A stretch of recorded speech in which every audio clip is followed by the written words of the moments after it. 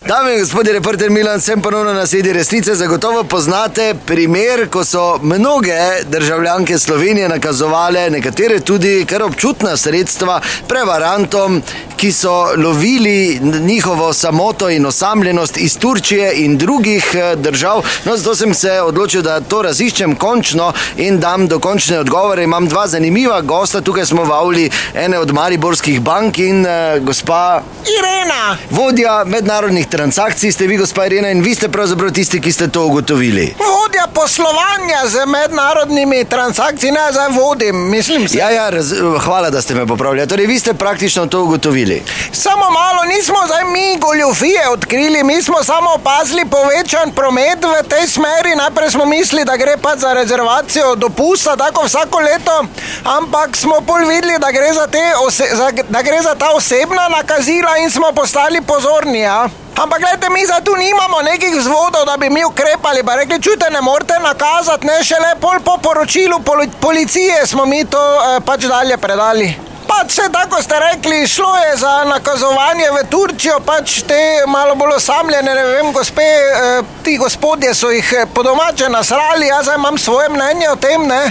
Ja, kako pa? Ja, pa ne bi jaz tak na široko, bom samo rekla, jaz recimo bi komu plačala, ko dobim kaj oprijemljivega, za prijet v roko, razumete? Kako? Ja, no, mislim, vam bi zdaj recimo dala 30, ko ste tu pred mano, ne, v mesu in krvi, ne. Dobro, gospa Irena, hvala lepa. No, za drugo plat zgodbe pa imam tu zelo kompetentnega sogovornika, namreč človeka, ki ima veliko izkušenj, pa ne zdaj, da bi kdo narobe razumel na področju goljufije, ampak na drugem področju, torej odnosih z nasprotnim spolom, tako kot recimo, ne vem, Dalmaciji jim pravijo galebi, nekje jim pravijo žigoli, tu v Mariboru pa je to preprosto Johnny. Lepo zdrav, Johnny. Johnny, a imaš ti veški, ne? Pardon, Mičo, nisem vedel, da si spremenil ime. Nič nisem spremenil, zdaj to ni važno. Pri vsej stvari gre pač za to, da tak meni kot mojim kolegom, ko to vidimo, gre na bruhanje, ker mi smo včasih morali vložiti neko energijo in sami neke finance, ligni, črni traminec, tema, ono, nekaj je to stalo, nekaj si mogel časa vzeti, da si neko zaupanje pridobil, da si prišel ti, zakaj hočeš, pa to ni bil denar.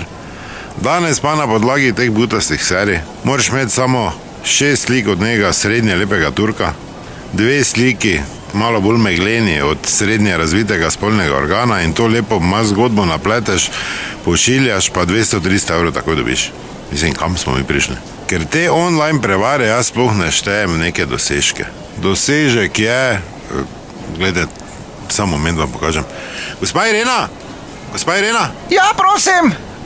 Kaj mi vi lahko uredite, jaz bi z druge banke k vam prišel, ker sem videl, da ste prijazni, bi račun menjal. Ja, sicer nisem direkt za to, ampak ja, z veseljem, ja. Lahko pridete kar v mojo pisarno, ja. Do kolikih pa ste tu? 16:30. Če pridem 16:31, pa malo posedima, ne bo narobe nič, ne? Ne, seveda ne, pa uro potegnemo, saj ni problema. Ja, računajte na mene, gospa Irena, ja, hvala. No, to mislim. Aha, okej, razumem. To naslednjič ne pozabite, resnica ni plenica, pa vendar marsikomu smrdi.